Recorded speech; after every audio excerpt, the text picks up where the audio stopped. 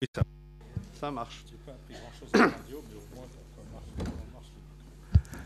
Eh bien, nous vous remercions vivement, chers amis du Palais littéraire, d'avoir bravé les intempéries. Ce que n'a pas fait, mais ça n'est pas de sa faute, notre président, le bâtonnier Christian Charrière-Bournazel, qui est au fond de son lit avec un lumbago extrêmement douloureux.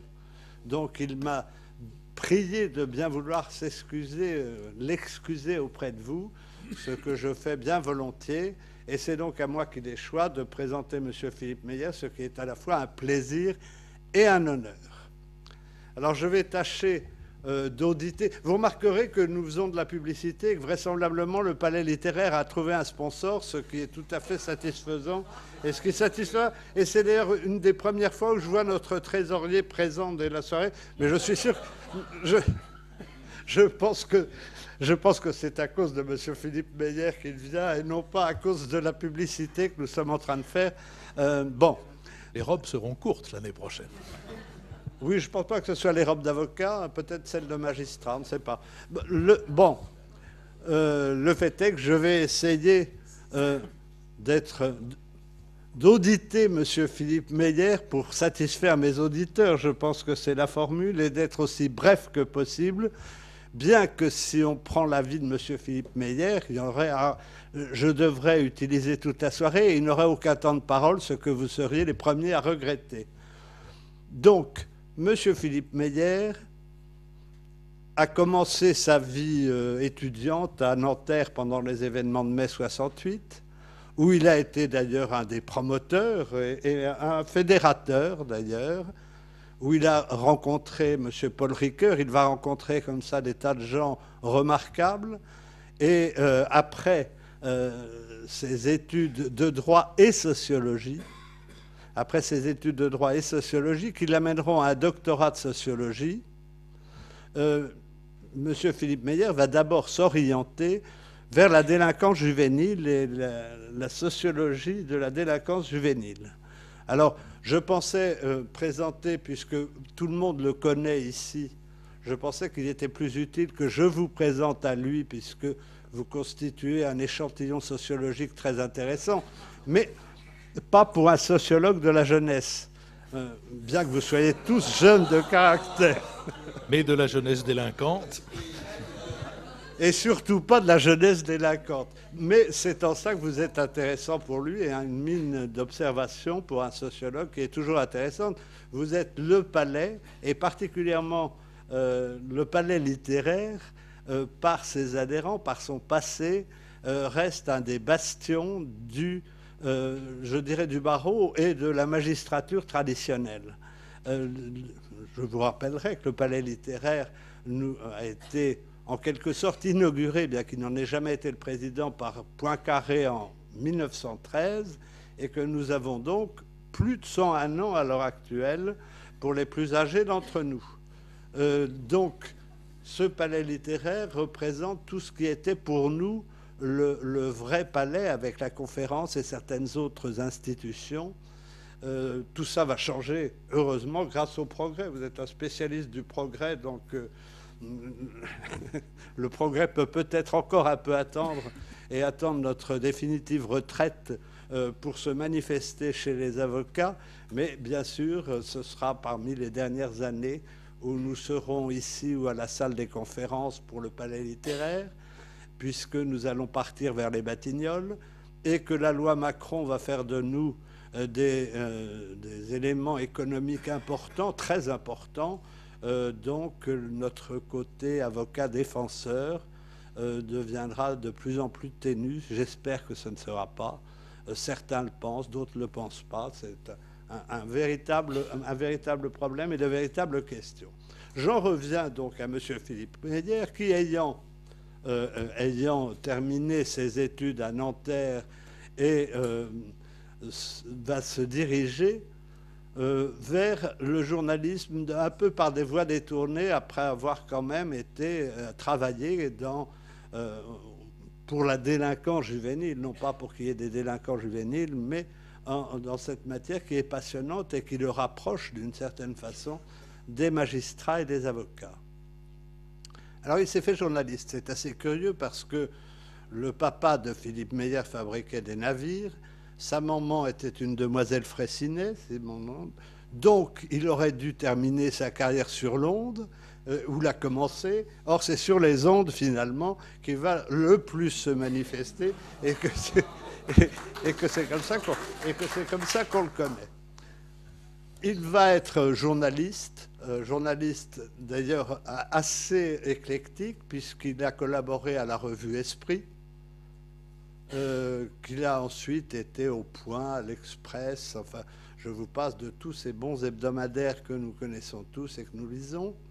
Et il est passé ensuite à la presse parlée, si j'ose dire, aux médias parlés, c'est-à-dire à la radio et à la télé, parce qu'à la télé, M. Meyer se produit sur la 6, sur Arte, sur la 2, naturellement, pour ses portraits, dans Droit de réponse. Oui. L'heure de vérité. Donc l'heure de vérité. Il y a prescription, maître. Voilà, dans l'heure de vérité, et des portraits qui étaient tout à fait remarquables dans l'heure de vérité. Alors, je ne suis pas du tout à la hauteur pour faire son portrait aujourd'hui, mais je tenais à vous dire quand même tout cela. Il a été également acteur et auteur de théâtre, et pas mal de pièces et de théâtre l'ont connu. Alors, je ne sais pas s'il va encore se lancer dans l'écriture théâtrale, mais ça serait dommage qu'il cesse. Il a écrit de nombreux ouvrages, mais et puis il a ses chroniques que vous connaissez tous, à la radio, France Culture, France Inter, France Musique, sachant que Philippe Meyer est un passionné de musique, et de musique au fond éclectique, car il a présenté des émissions de musique classique, mais qu'il est un passionné de chansons. Ayant été au Canada, il a pu rencontrer mes idoles au point de vue chanson, particulièrement Gilles Vigneault. Il m'a dit qu'il n'avait pas pu voir Félix Leclerc, mais donc c'est un passionné de tout ce qui est musique et chanson, et il le reste encore à l'heure actuelle. Mais c'est un des volets de ses talents, car étant un journaliste de radio très considéré et parmi les premiers, il n'a pas pu ne pas faire de politique. Alors je dirais qu'il a fait de la politique active d'abord en mai 68, parce que c'était difficile de faire autrement. Il a même été jusqu'au Chili pour essayer de défendre la démocratie à un moment où ça n'était pas très très favorable comme terrain. Et il s'est même présenté, qu'importe bataille perdue, c'est le paradis perdu de Milton, qu'importe bataille perdue, il a osé se présenter sous une étiquette plus ou moins de M. Bayrou, dans le 5e arrondissement, contre les 2 vaches sacrées qu'il rencontrait. Et naturellement, malheureusement, il a été battu par les vaches sacrées. Néanmoins, la politique reste quand même énormément ancrée en lui, la politique et la notion de liberté, parce que pour un journaliste, et il l'a à maintes reprises rappelé et montré, pour un journaliste, la liberté est essentielle, comme elle est pour nous. Indépendance et liberté sont quand même pour nous les 2 qualités principales, et c'est ce qui nous rassemble, avocats et journalistes. D'ailleurs, dans certains pays où la démocratie meurt ou se meurt ou est morte, les premières victimes, ce n'est pas comme dans les mines le petit oiseau qu'on emmène avec lui, mais c'est l'avocat et le journaliste qui sont les premières victimes de la fin d'une démocratie. Donc voilà le bref parcours que je peux tracer de Philippe Meyer. Pour le reste, vous le connaissez bien, vous le connaissez pour l'écouter tous régulièrement, vous êtes tous des fidèles de Philippe Meyer, et il ne me reste plus. Je vous présenterai son dernier ouvrage tout à l'heure, mais à l'heure actuelle, il ne me reste plus qu'à nous dire que Philippe Meyer nous emporte vers le ciel. Quelle est votre formule? Nous met en joie. Nous tienne en joie, très exactement. Que Philippe Meyer nous tienne en joie. Monsieur, vous avez la parole. Merci beaucoup. évidemment, je vous remercie aussi de votre invitation. J'ai plusieurs raisons d'être touché par elle. Le nom du bâtonnier Peretti est au fronton de la porte de cette salle. C'est l'un de vos confrères avec qui, en effet, nous avions, avec Mario Stasi, avec Louis Joinet et avec bien d'autres, monté un réseau de défense des prisonniers dans les premières années de la dictature du général Pinochet au Chili. Et ça avait été l'occasion d'un rapprochement personnel et humain très agréable, en même temps que d'un vrai travail qui montrait à quel point l'avocat est un mal nécessaire. J'ai moi-même voulu être avocat. J'ai commencé mon droit, en fait, pas à Nanterre, mais à Paris. C'est ensuite les lois géographiques qui m'ont conduit à Nanterre. Et je voulais être avocat à cause de 2 films.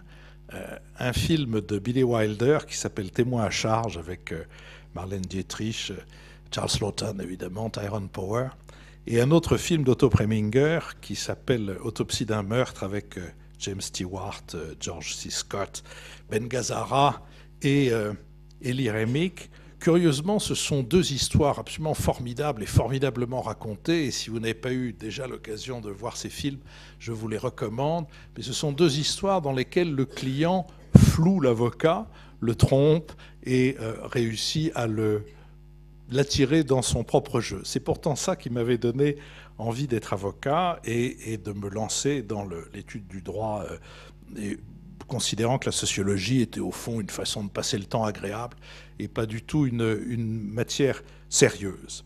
Et ça m'a même conduit à passer le concours général de droit constitutionnel du temps du regretté professeur Burdeau. Ceux d'entre vous qui ont connu ce grand moment se souviennent sans doute qu'on ne mettait pas son nom sur la copie avec un cache. On écrivait sur un papier sa devise en français et sa devise en latin, et ensuite on mettait son nom dans l'enveloppe avec les 2 devises, et on mettait sur la copie la devise en français et la devise en latin. J'en ai gardé un très bon souvenir, d'abord parce que, comme j'étais déjà modeste, j'avais écrit en latin cave ad sum, qui veut dire attention me v'là. Et comme j'étais déjà prudent, j'avais ajouté comme devise en français la roche tarpéienne est près du Panthéon, où nous passions ce concours. J'avais d'ailleurs à côté de moi une très jolie et charmante béninoise, à moins qu'elle n'ait été dahoméenne à cette époque, qui s'est penchée vers moi et qui m'a dit « J'ai jamais fait de latin, tu peux pas me donner une devise ?» Alors je lui avais donné cette devise extraite du Cantique des Cantiques, « Nigra sum sed formosa ».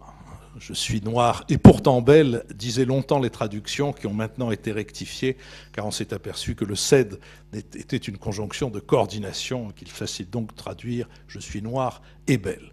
Mais enfin, c'était une époque où le latin, c'est sans doute la prescience de la disparition du latin dans le barreau qui m'a fait me diriger vers la sociologie, mais le latin était à l'honneur et il m'avait poussé à composer une chanson à la gloire des frères Mazot, dont le premier couplet disait « Elle est à toi cette chanson, Léon Mazot qui sans façon m'a enseigné en peu de leçons le droit de la filiation. Infans conceptus pronato, abetur quos ies deco, modiceius sagitour, je m'en souviens avec amour. Léon Mazot, quand tu mourras, quand le croque-mort t'emportera, qu'il te conduise à travers ciel au juge des tutelles. » Et c'était... Voilà.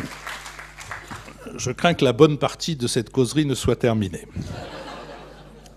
En tout cas, je vous remercie de m'avoir invité. Je suis heureux d'être là, un peu tremblant de parler sous l'œil de mon propre avocat, Maître Antoine Veil, qui me surveille depuis bientôt un grand nombre d'années, après que Pierre Desproges me dit « Si un jour tu as besoin d'un avocat, va voir Antoine Veil ».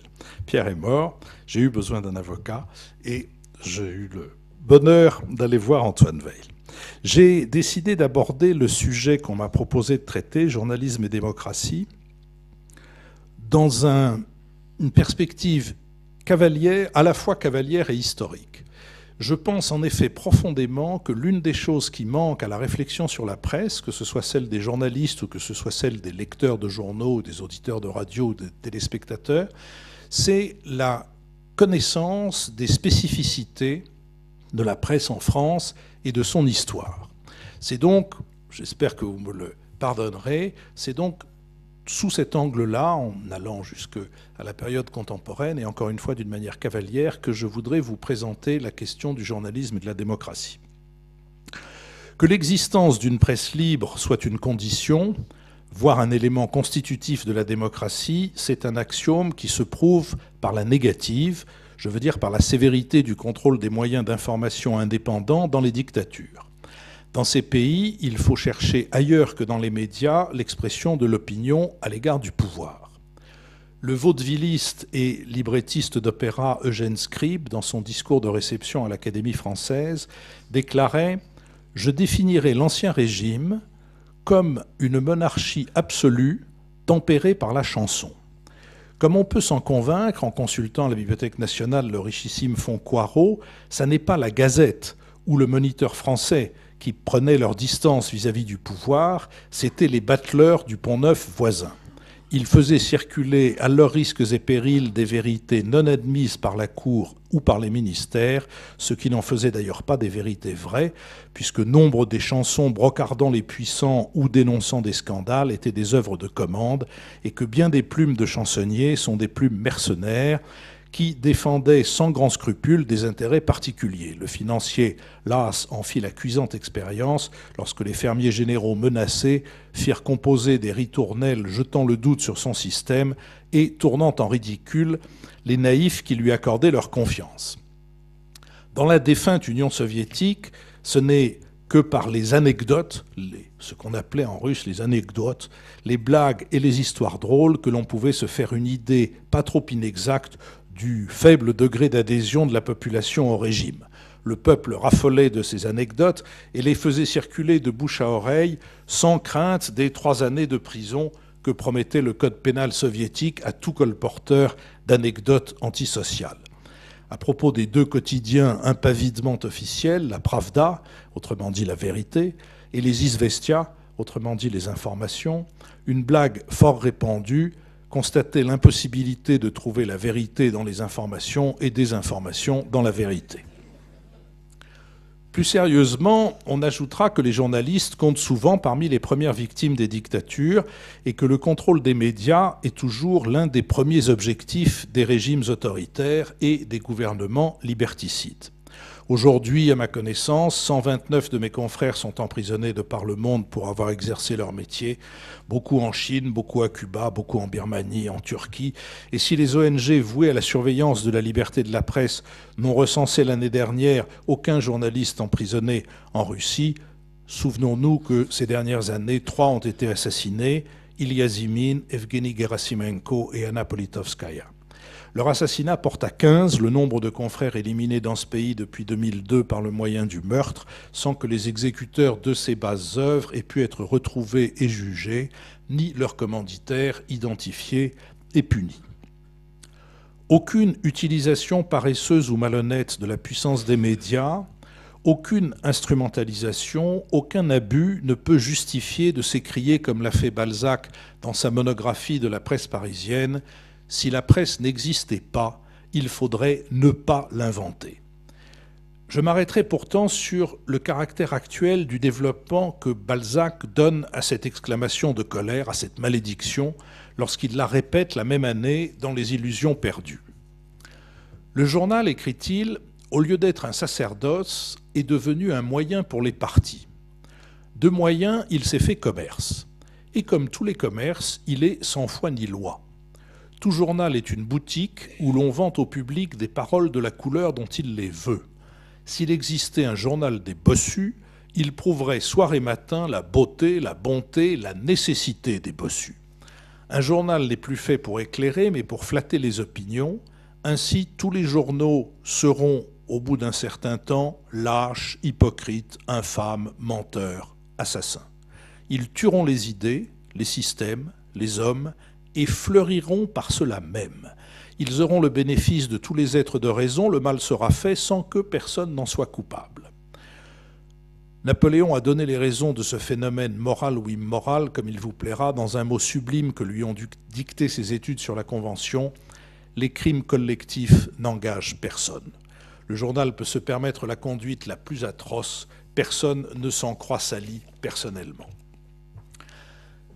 Cédant au plaisir, puisque c'est ici le palais littéraire, des évocations du même nom, je voudrais faire répondre à Balzac par Chateaubriand.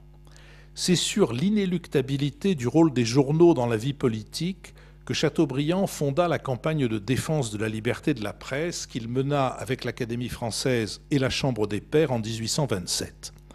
Comme l'ont souligné plusieurs membres de l'Académie des sciences morales dans un recueil d'études intitulé Chateaubriand visionnaire, le regard de l'auteur de l'essai sur les révolutions tient à la fois du constat et du présage. Pardon. Voilà. Rapportant ses souvenirs de la journée de juillet 1830 où furent publiées les 4 ordonnances de Charles X, dont celle sur la presse, il écrit, et là encore nous ne pouvons qu'être frappés, me semble-t-il, par la validité que conserve aujourd'hui sa démonstration, « J'emportai le Moniteur aussitôt qu'il fit jour le 28. Je lus, relus et commentai les ordonnances. Le rapport au roi servant de prolégomène me frappait de 2 manières. Les observations sur les inconvénients de la presse étaient justes, mais en même temps, l'auteur de ces observations montrait une ignorance complète de l'état de la société actuelle. Sans doute, les ministres, depuis 1814, à quelque opinion qu'ils aient appartenu, ont été harcelés par les journaux. Sans doute, la presse tend à subjuguer la souveraineté, à forcer la royauté et les chambres à lui obéir. Sans doute, dans les derniers jours de la Restauration, la presse, n'écoutant que sa passion, a sans égard aux intérêts et à l'honneur de la France attaqué l'expédition d'Alger, développé les causes, les moyens, les préparatifs, les chances d'un non-succès, elle a divulgué les secrets de l'armement, instruit l'ennemi de l'état de nos forces, compté nos troupes et nos vaisseaux, indiqué jusqu'au point de débarquement. Le cardinal de Richelieu et Bonaparte auraient-ils mis l'Égypte au pied de la France si l'on eût révélé ainsi d'avance le mystère de leurs négociations ou marqué les étapes de leurs armées? Tout cela est vrai et odieux. Mais le remède? La presse est un élément jadis ignoré, une force autrefois inconnue, introduite maintenant dans le monde. C'est la parole à l'état de foudre. C'est l'électricité sociale. Pouvez-vous faire qu'elle n'existe pas? Plus vous prétendrez la comprimer, plus l'explosion sera violente. Il faut donc vous résoudre à vivre avec elle, comme vous vivez avec la machine à vapeur. Il faut apprendre à vous en servir en la dépouillant de son danger, soit qu'elle s'affaiblisse peu à peu par un usage commun et domestique, soit que vous assimiliez graduellement vos mœurs et vos lois aux principes qui régiront désormais l'humanité. Une preuve de l'impuissance de la presse, dans certains cas, se tire du reproche même que vous lui faites à propos de l'expédition d'Alger. Vous l'avez pris, Alger, malgré la liberté de la presse, de même que j'ai fait la guerre d'Espagne en 1823 sous le feu le plus ardent de cette liberté. À ce réalisme que l'on peut trouver désabusé, Chateaubriand ajoute un argument décisif et qui tient lieu d'éloge comme de lettre de mission. La liberté de la presse a été presque l'unique affaire de ma vie politique. J'y ai sacrifié tout ce que je pouvais y sacrifier, temps, travail, repos. J'ai toujours considéré cette liberté comme une constitution entière. Les infractions à la charte m'ont paru peu de choses tant que nous conservions la faculté d'écrire. Si la charte était perdue, la liberté de la presse la retrouverait et nous la rendrait. Si la censure existait, c'est en vain qu'il y aurait une charte. Balzac ne croit pas que le journal puisse redevenir un sacerdoce, s'il l'a jamais été d'ailleurs, et s'il l'a été ailleurs que dans le monde des souhaits. Chateaubriand considère que, toute chose égale, la presse peut éclairer l'opinion, ou plutôt que sans la presse, l'opinion ne peut être éclairée. Mais il sait que cet éclairage n'est ni la plus constante, ni la plus spontanée des fonctions que remplissent les journaux, et si l'on en croit les études réalisées dans notre pays par des instituts de sondage et par des chercheurs plus intéressés par le long terme, l'opinion est aujourd'hui portée par l'expérience à relativiser le rôle que jouent les médias dans le fonctionnement démocratique de notre société, et elle est considérée comme une puissance qui sert d'abord ses propres intérêts, ensuite ceux d'un parti ou d'un clan, enfin, et si secondairement que cela semble être par accident, ceux de la société, en lui conférant une certaine visibilité sur elle-même et en assurant une certaine fluidité à sa régulation. Le journalisme ne saurait jouer un rôle véritable et significatif d'information, de vérification et de modérateur du débat public que s'il n'entretient pas de rapport de sujétion avec ceux dont il décrit, analyse ou commente les activités. Or, pour ce qui est des rapports de notre presse avec les pouvoirs, et d'abord avec le pouvoir politique, notre histoire est marquée par une vieille tradition de complaisance quand ce n'est pas de très anciennes habitudes d'inceste. L'ancêtre de nos journaux, la célèbre Gazette de Théophraste Renaudot, voulue par Richelieu et souvent rédigée par ses soins, est un journal officieux que l'un des biographes de Renaudot, Gérard Jubert, qualifie d'outil de propagande cherchant à rectifier les rumeurs et à faire sonner haut et fort les actions du roi et celles de son ministre. On sourira d'ailleurs du demi-aveu du fondateur officiel de la Gazette lorsqu'il se donne pour devise « En une seule chose ne le céderai-je à personne, la recherche de la vérité, de laquelle néanmoins je ne me fais pas garant. » Richelieu est moins ambigu lorsqu'il déclare « La Gazette fera son devoir ou Renaudot sera privé des pensions dont il a joui jusqu'à présent. » À la fin de sa vie, Renaudot reconnaîtra cet état de subordination de son journal. « Ma plume, écrit-il, n'a été que greffière. » 2 siècles plus tard, le futur inventeur de l'agence de presse, Charles Havas, ne relève guère d'une autre analyse lorsqu'il propose au gouvernement de Charles X en 1825 de confier à son bureau de nouvelles les informations dont le ministère craint qu'elles ne soient pas crues s'il les donne lui-même et celles dont le même ministère veut tester les effets sans avoir à en endosser la paternité et en pouvant donc les démentir. En échange de cette livrée, discrète mais pesante, Havas obtiendra le monopole de l'information financière, ce qui n'est pas à l'époque une petite rétribution. Notre tradition de presse, notre culture d'entreprise, dirait-on aujourd'hui, est marquée par cette constance de la sujétion, souvent de la servitude, parfois de la servilité, qui ne peut être oubliée au motif que tout au long de l'histoire, des imprimeurs, des publicistes, des journalistes ou des industriels de presse se sont voués à prendre leur distance avec elle et qu'il a toujours existé ce qu'on a appelé un journalisme d'opinion, souvent malmené, souvent courageux. Notre tradition de presse est également marquée par le rôle de la puissance publique. Et ça n'est pas attenter à l'honorabilité ni oublier la rare personnalité et la compétence d'Hubert Beuve-Méry que de nous étonner, à l'exemple des commentateurs étrangers, de nous étonner que nous ne nous étonnions pas qu'Hubert Beuve-Méry ait reçu les rênes et les biens de l'ancien quotidien du Comité des Forges, Le Temps, des mains du chef du gouvernement provisoire, celui-ci fut-il le général de Gaulle. Enfin, pour prendre un dernier exemple de ces réflexes de connivence avec la puissance publique, qui semblent inscrits dans le patrimoine génétique de la presse française, je soulignerai que le zèle, pas toujours sollicité, avec lequel elle a, durant la Première Guerre mondiale, relayé les bobards officiels, allant jusqu'à publier, je cite, que les balles allemandes ne tuent pas, ce zèle que l'arrière a vite perçu comme tel et de plus en plus au fur et à mesure que les permissionnaires lui décrivaient la réalité, ce zèle a été fatal à la prospérité des journaux.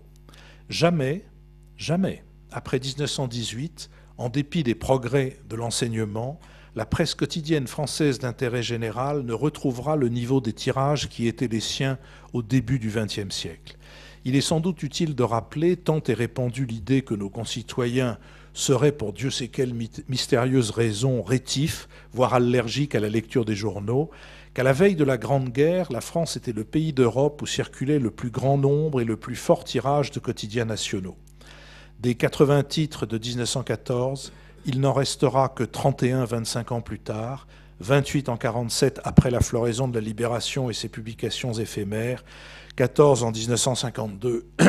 Je compte aujourd'hui les journaux nationaux sur les doigts d'une main, et encore 2 de ces doigts risquent-ils d'être fort prochainement amputés. Puisque j'ai évoqué la période de la Libération et l'effondrement, la descente aux enfers, pour reprendre l'expression de l'administrateur délégué du Canard enchaîné, Nicolas Brimaud, la descente aux enfers de la presse quotidienne d'intérêt général en France, je voudrais braquer le projecteur sur un autre élément tout à fait singulier et particulièrement méconnu de notre histoire. On se souvient des titres confisqués à la Libération. Mais on rappelle rarement qu'à la même époque, 80% des machines et des bâtiments furent expropriés et qu'ils furent gérés par une sorte de régie d'État, la Société nationale des entreprises de presse. Cette SNEP exerça son mandat jusqu'au vote de la loi sur la dévolution des biens de presse qui ne fut promulguée qu'en 1954, pendant près de 10 ans. C'est donc une régie d'État qui gérera une grande part des moyens nécessaires à la fabrication des journaux. En 1946-47, lorsque la presse a connu sa plus longue grève, 31 jours sans quotidien, c'est la SNEP seule qui négociait au nom du patronat. Si l'on ajoute que cette société d'État avait pour unique interlocuteur un syndicat en position de monopole, la CGT du livre, on ne peut pas être étonné que la presse quotidienne d'information générale n'ait pas pris avec un grand souci de la réalité les tournants qu'imposaient les très importantes mutations sociales et techniques. Il est même extrêmement probable qu'elle ne les a pas aperçues. Selon une tradition tout à fait française, c'est à l'État que la presse a fait appel pour porter remède aux effets pervers de la protection de l'État et pour réparer les dommages collatéraux causés par son intervention. C'est ainsi qu'au fil des ans s'est construit un véritable maquis d'aide où seuls les experts de Bercy et de la Fédération nationale de la presse française parviennent à se retrouver. Qui dit maquis, en effet, dit visibilité réduite. Cependant, on estime que les sommes affectées à ces aides représentent environ 80% du montant des investissements publicitaires dans le secteur de la télévision hertzienne. Selon les titres, c'est entre 13 et 20% du chiffre d'affaires qui est aujourd'hui assuré par les aides directes et indirectes de l'État. On est donc en droit de parler, situation unique dans les pays industrialisés, d'un véritable cordon nourricier entre l'État et la presse. Il faut ajouter à cette considération le fait que malgré des promesses contraires, aucun gouvernement ne s'est enhardi jusqu'à interdire aux sociétés vivant pour l'essentiel des marchés publics de posséder des entreprises de communication. Bien entendu, même si depuis une quinzaine d'années, nombre d'affaires de corruption et de corruption de grande ampleur ont mis en cause et quelquefois envoyé en prison des responsables de ces sociétés et des élus qui avaient cédé à la tentation qu'elle leur avait fait miroiter, il n'est pas question pour moi de jeter l'ombre du doute sur la probité personnelle des dirigeants des groupes qui vivent pour l'essentiel ou pour la totalité des marchés publics. Tout porte à croire, et d'ailleurs ils l'affirment, qu'ils sont de vigilants et scrupuleux gardiens de l'indépendance des rédactions dont ils possèdent le ou les titres, comme tout laisse à penser que les responsables de ces rédactions ne toléreraient aucune pression de leurs actionnaires ou que les dites rédactions n'accepteraient pas que leurs responsables s'inclinent devant des directives du dit propriétaire. La morale des uns et des autres est évidemment insoupçonnable et leur vertu doit être postulée. Mais la morale est une affaire personnelle. Elle l'est et doit demeurer d'ordre privé. Le système républicain et démocratique repose sur les garanties que la loi donne aux citoyens et non sur l'hypothèse de la vertu de tel ou tel dirigeant politique, économique ou financier. En autorisant, et la France est l'un des seuls pays comparables à le faire, des groupes qui vivent pour l'essentiel ou pour la totalité de commandes ou de marchés publics à posséder des entreprises de communication, nous créons les conditions du conflit d'intérêts, nous rendons possible l'inceste entre les pouvoirs et les moyens d'information les plus importants. En matière de relations coupables, je mentionnerai également une prouesse de notre esprit gaulois que l'on pourrait baptiser l'aide ultra-indirecte. Elle consiste en l'interdiction faite pendant des années à la télévision de diffuser des publicités pour certains secteurs, notamment celui très lucratif de la distribution, interdiction qui est d'ailleurs encore partiellement en vigueur. La presse régionale a fait une pression constante sur les gouvernements pour que ces secteurs, que je l'ai dit, particulièrement lucratifs, restent sa chasse gardée. Elle s'est ainsi assurée une ressource sans effort et cette protection a été un facteur catastrophique aggravant du retard pris dans la modernisation sociale et technique de nos journaux. Les nécessités du maintien de ce protectorat ont aussi contribué à lier les propriétaires des médias au personnel politique, tout parti et toute période confondue, donnant à nos journaux une tournure légitimiste qui tranche avec les publications des pays comparables. En outre, ces mesures ont aggravé le conservatisme tant de la gestion que de la distribution et du contenu de la presse. Sans forcer le trait, il me semble que l'on peut dire que depuis 1945, la presse, grâce à ce qu'elle a obtenu de l'État, a pu vivre à l'abri de la réalité économique, de la réalité sociale, de l'évolution de l'une et de l'autre, et surtout, elle a pu vivre à l'abri des lecteurs. C'est d'ailleurs cette vie à l'abri des lecteurs sur laquelle je voudrais maintenant concentrer mon propos, puisqu'elle me semble non pas la plus nuisible à la démocratie, car il est bien difficile d'établir un palmarès du pire, mais l'une de celles les moins souvent versées au débat. En reprenant les expressions de Balzac et de Chateaubriand, je m'en suis tenu jusqu'à présent à cette fonction de la presse qui consiste à éclairer le citoyen, c'est-à-dire non seulement à rendre possible la circulation et la confrontation des opinions, mais aussi à permettre à chacun de vérifier la véracité de la parole publique, de discuter l'effectivité et l'efficacité des politiques, leur conformité avec les buts affichés, etc. Mais la presse remplit une autre fonction, essentielle à la réalité de la vie démocratique, celle de nous dire où nous sommes et où nous en sommes. Elle accomplit cette tâche par le moyen du reportage. Aussi curieux que cela nous paraisse aujourd'hui, le reportage a été l'instrument essentiel de la résolution de cette grande crise du XIXe siècle qui a vu le passage de la société agricole à la société industrielle. Et curieusement, d'ailleurs, c'est l'Académie des sciences morales, davantage que les journaux, qui, en commanditant quantité de monographies à des sociétés savantes ou à des érudits de province sur des points aussi précis que le travail des enfants, le travail des femmes, l'alcoolisme, le cabaret, le repos du dimanche, la durée du travail, etc. C'est à travers tous ces reportages qui ont été centralisés par le docteur Villermé qu'on a été informé et souvent en détail sur la question majeure de l'époque, la question sociale. Cette compilation des reportages a contribué non seulement à des solutions immédiates à certains problèmes, comme celui du travail des enfants dont je viens de parler, mais il a également nourri la réflexion d'une pléiade de penseurs où se mêlent Karl Marx et les tenants d'une nouvelle doctrine sociale de l'Église. Des enquêtes comme celle de Villermé ont donné à leurs contemporains de quoi fonder les actions les plus diverses sur la réalité de leur époque. Si on veut bien considérer que nous traversons une période au moins aussi riche en bouleversements et en incertitudes que celle du passage de la société agricole à la société industrielle, c'est ce journalisme de reportage, cette capacité à dresser la carte au milieu de laquelle il va falloir que nous choisissions des destinations et des moyens de les atteindre, c'est cette capacité qui nous manque cruellement. Mais la tradition du reportage est la plus dévaluée de toutes les traditions du journalisme français. Au fur et à mesure de l'aggravation de sa crise économique, le poids du journalisme de cours, dont j'ai tenté d'évoquer quelques-unes des origines, n'a fait qu'augmenter, et la presse a considéré d'abord dignes de son intérêt deux principaux sujets d'information, les institutions et les appareils politiques. Combien de pages ont été consacrées aux heures et aux malheurs de la famille Tibéri, aux heures et aux malheurs de Dominique Strauss-Kahn, à la rivalité entre Jacques Lang et Bertrand Delanoë il y a maintenant une quinzaine d'années, et à d'autres circonstances de la même nature ou à d'autres personnages de la même nature. Mais pendant qu'on se disputait pour savoir ce qu'il en était de la vie personnelle du maire de Paris, combien de lignes pour raconter les transformations si nombreuses de cette ville, si nombreuses et si importantes que le regretté Louis Chevalier les qualifiait de rupture comme il n'en connaissait aucune dans l'histoire de cette ville. Combien de phrases pour décrire partout en France le travail des conseillers municipaux bénévoles dont on célèbre de temps en temps les vertus, principalement quand il arrive un accident, un incident ou un attentat comme celui. Mais faut-il le rappeler sans doute, car c'est aussi une des fonctions de la presse d'avoir de la mémoire, comme celui qui vit 8 conseillers municipaux de Nanterre assassinés par un forcené. Combien de mots pour faire connaître ceux qui ne se résignent ni à la déréliction, ni à l'autoritarisme, ni à la jungle, ni à la tolérance zéro, et qui dans les cités inventent ou bricolent des réponses aux défaillances de l'école, des institutions sociales, de la justice et de la police. Il est vrai que la presse n'a pas besoin d'aller y voir.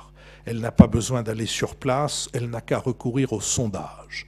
Ils lui tiennent désormais lieu d'enquête et de reportage, l'insécurité, un sondage, l'immigration, un sondage, le moral des Français, un sondage, et sondage après sondage, notre méconnaissance de nous-mêmes et de la société dans laquelle nous vivons progresse sans désemparer. Je me suis efforcé de dresser l'inventaire de quelques-uns des handicaps que le journalisme doit surmonter en France pour être un auxiliaire de la démocratie, au sens où l'on parle d'auxiliaire de justice, et même l'un de ses moteurs. J'ai conscience, peut-être plus encore maintenant que je l'ai prononcé devant vous, du caractère insuffisant de mon propos et de la nature cavalière de la perspective que je viens d'esquisser. Et je sens bien aussi que je ne me suis pas toujours défait, bien que je me l'étais promis, de ces mouvements de passion déçus, qui sont d'abord ceux d'un ancien adolescent, lecteur ardent des quotidiens et des hebdomadaires dans lesquels il cherchait et trouvait assez souvent de quoi comprendre son époque et donc penser pouvoir y prendre sa place. Ces mouvements de passion sont aussi ceux d'un jeune sociologue que Pierre Nora recommanda à Jean-François Revel lorsque celui-ci entreprit, et avec quel succès, de donner un nouveau souffle à l'Express. Peu de gens auront porté comme Jean-François Revel le souci de l'indépendance, d'une indépendance sans arrogance ni forfanterie, d'une indépendance fondée sur le travail et non sur des postures. En me montrant et en montrant à ses lecteurs que ce journalisme-là était possible, Jean-François Revel a justifié toutes les exigences à l'égard de la presse. Je voudrais donc terminer mon propos en lui rendant le plus affectueux des hommages. Mais comme il n'aimait pas que l'on soit grave, je conclurai par une anecdote souriante dont il ne sera pas absent. Il me l'avait confiée. En 1996, un professeur de philosophie donna à commenter à ses élèves, pour les besoins d'un bac blanc, un texte très critique de Jean-François Revel sur l'objectivité de l'information. Quelque peu secoué par la médiocrité et le charabia de beaucoup de copies, ce professeur en dressa un florilège qu'il adressa à Jean-François Revel, qui me le confia au cours de l'un de nos nombreux déjeuners. Je n'en retiendrai qu'une perle, celle de ce garçon qui écrivit « On le voit, la société démocratique ne reste qu'utopique. Néanmoins, on se doit d'encourager les journaux libres et autres indépendants afin d'arriver à une plus grande concentration de vérité dans les mensonges. » Comme on dit en termes de métier, fin de citation, je vous remercie de votre patience.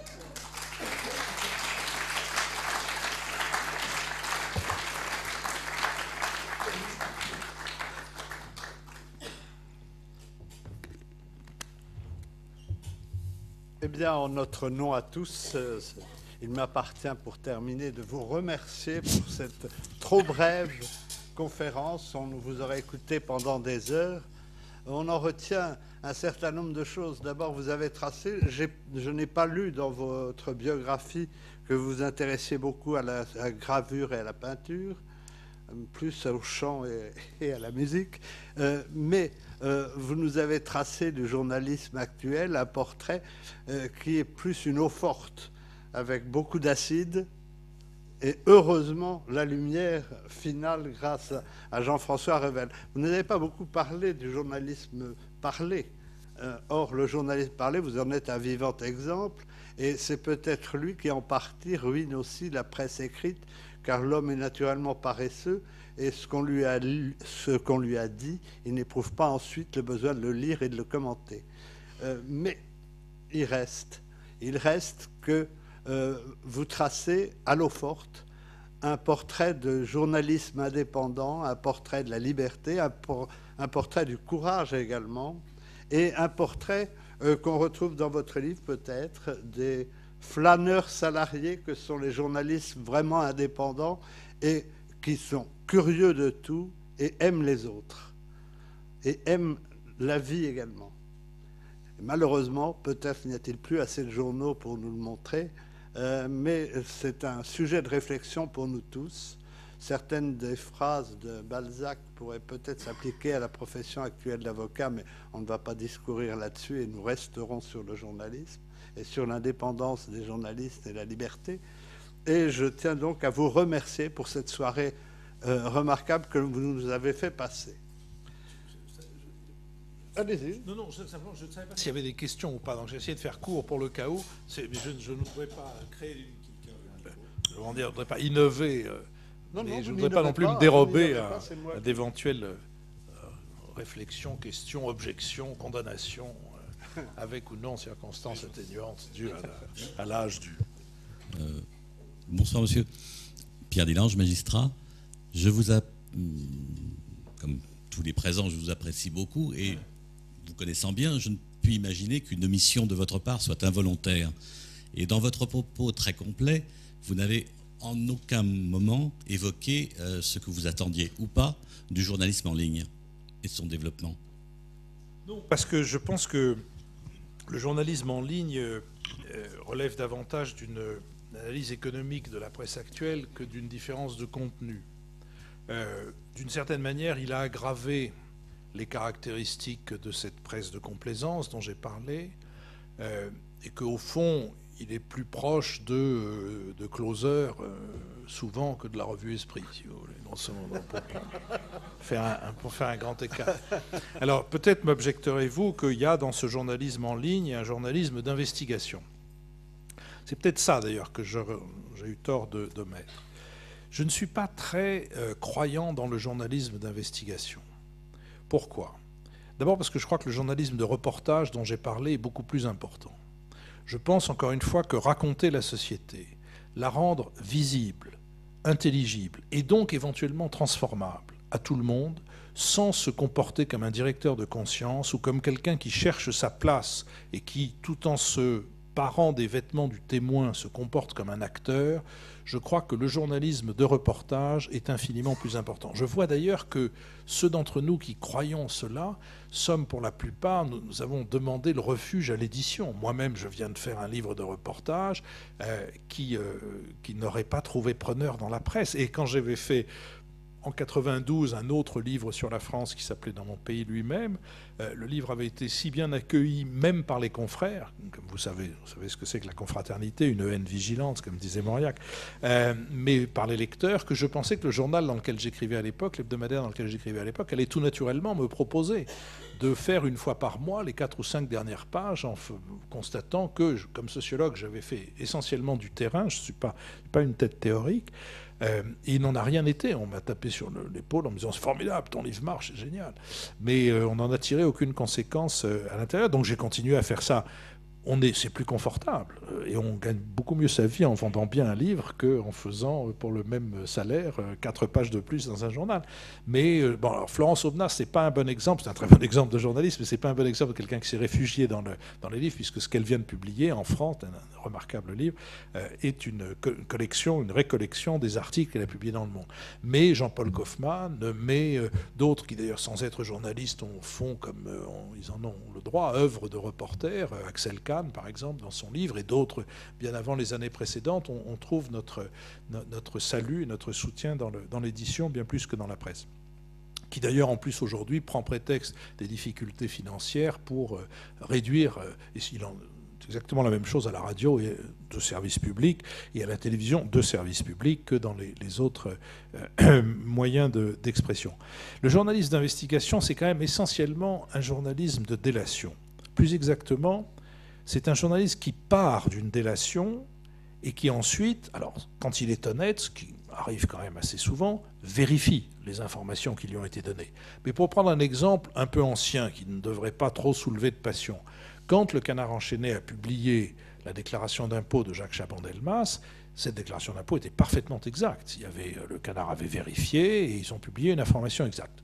Il se trouve que Jacques Chaban-Delmas ne payait pas d'impôt à raison d'une fiscalité, de règles fiscales qui lui permettaient de bénéficier d'avoirs.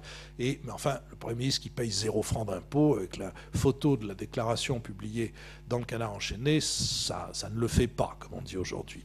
Bon, d'où venait cette déclaration ? Des esprits, comment dirais-je, curieux ont établi qu'elle venait de Michel Poniatowski, lequel n'était pas proprement parlé un ami de Jacques Chaban-Delmas. Mes amis du Canard enchaîné m'ont toujours dit que ce n'était pas vrai, qu'elle venait de quelqu'un d'autre, mais ils m'ont pas donné sa source. Mais bon, donc je laisse la chose à votre... Une affaire plus récente, celle de M. Cahuzac. Là aussi, elle est incontestable. Elle est incontestable. Cependant, il reste une question que personne n'a posée si on veut rester dans le domaine de l'investigation. Vous vous souvenez que M. Cahuzac s'est fait pécho, comme disent les jeunes, parce que il y avait une cassette de répondeur téléphonique sur laquelle il indiquait qu'il fallait que... Cette cassette a été entre les mains d'un de ses adversaires politiques locaux, à Villeneuve-sur-Lot, qui l'a conservée pendant 10 ans. Il me semble que n'importe quel inspecteur stagiaire de la police judiciaire dit « le fait est avéré », mais il y a une autre chose qui pose question, qui est « pourquoi est-ce que cette cassette est restée 10 ans dans un coffre-fort et qu'est-ce qui fait qu'elle sort maintenant ?» Cette question, comme disait président du procès Ben Barka, auquel j'ai eu la chance d'assister tout jeune grâce à la protection d'un de mes oncles qui était directeur de la gendarmerie, qui m'avait fait rentrer malgré ma minorité dans la salle de la cour d'assises, qui m'a permis de voir plaider aux illustres devanciers, depuis maître Torp jusqu'à maître Floriot, en passant par maître Buruguière, maître Tixier-Vignancourt et quelques autres. Comme disait le président de la cour d'assises au moment de l'affaire Ben Barka, cette question ne sera pas posée. Elle ne l'a pas été, manifestement, elle ne le sera pas. Voilà ce qui fait que j'ai comme un doute, même si je ne peux pas contester, encore une fois, que les informations, celles de Mediapart, pour rappeler, puisque j'ai parlé du Canard enchaîné, je ne voudrais pas passer cet éminent confrère sous silence, mais posent aussi ce même genre de problème. De surcroît, je trouve chez un certain nombre de ces confrères, pas tous, je ne veux pas non plus généraliser, mais une espèce de joie mauvaise dans la démonstration de la perversité, notamment des hommes politiques, qui ne me plaît pas. Mais je n'ai rien d'autre à objecter qu'un argument qui est peut-être au fond de l'ordre de l'esthétique. Mais cependant, cet argument joue. Enfin, je suis beaucoup plus préoccupé par le fait que le vendeur des Rafales possède un quotidien, à moins que vous ne connaissiez, vous ayez dans votre entourage propre quelqu'un qui ait récemment acheté un Rafale. C'est-à-dire, il est clair que, quel que soit le gouvernement, ce propriétaire de journaux ne peut qu'être attentif à ce qui pourrait défriser le gouvernement en question. Il en va de même dans un autre domaine pour M. Arnaud et pour M. Pinault, lesquels ont fait fortune grâce à l'État, comme vous savez, et qui sont aujourd'hui dans des positions de propriétaires de journaux. Et dans le cas de M. Arnaud, de plus grands pourvoyeurs de ressources publicitaires de toute la presse écrite, ce qui fait que je pense que si Franck Guéry avait mis une cabane à lapins dans le bois de Boulogne, on en aurait entendu les célébrations à longueur de journaux télévisés, et de tout ce que vous voudrez. Donc voilà, ce qui fait que pour moi le journalisme en ligne a été d'ailleurs, il a beaucoup plus attiré. Prenez par exemple un site comme Rue 89. C'est un site d'éditoriaux, beaucoup plus qu'un site d'information. Je ne dis pas qu'il n'y a pas d'information, mais majoritairement, ce sont des signes d'éditoriaux. Les éditoriaux ne me paraissent pas, à mon avis, ceux dont nous avons le plus besoin, d'autant plus qu'ils sont souvent signés par des gens dont je ne suis pas sûr que la pensée soit fortement nourrie, ni même fortement exprimée, ni même tant soit peu originale. Vous savez, il y a un ton, cette espèce de ton de l'indignation. J'ai trouvé un jour dans Proust une phrase qui dit à propos de ce ton, c'est celui que nous employons pour exprimer des opinions que nous ne nous sommes pas forgées par nous-mêmes. Je suis frappé de voir à quel point ce ton est le ton le plus répandu. Et puis enfin, une dernière chose sur ce qu'on appelle l'objectivité et l'impartialité. Je suis devenu journaliste tard. Et je ne savais pas du tout ce que c'était. Je suis devenu journaliste parce que j'ai eu un accident de ministre. Je me suis fâché avec la ministre de la Recherche de l'époque, Mme Saunier-Saïté, qui voulait bureaucratiser la recherche. Et j'ai pris sottement la tête d'un mouvement de protestation. Il ne faut jamais faire ça. Comme disait Chesterton, c'est toujours au premier chrétien qu'on envoie le plus gros lion.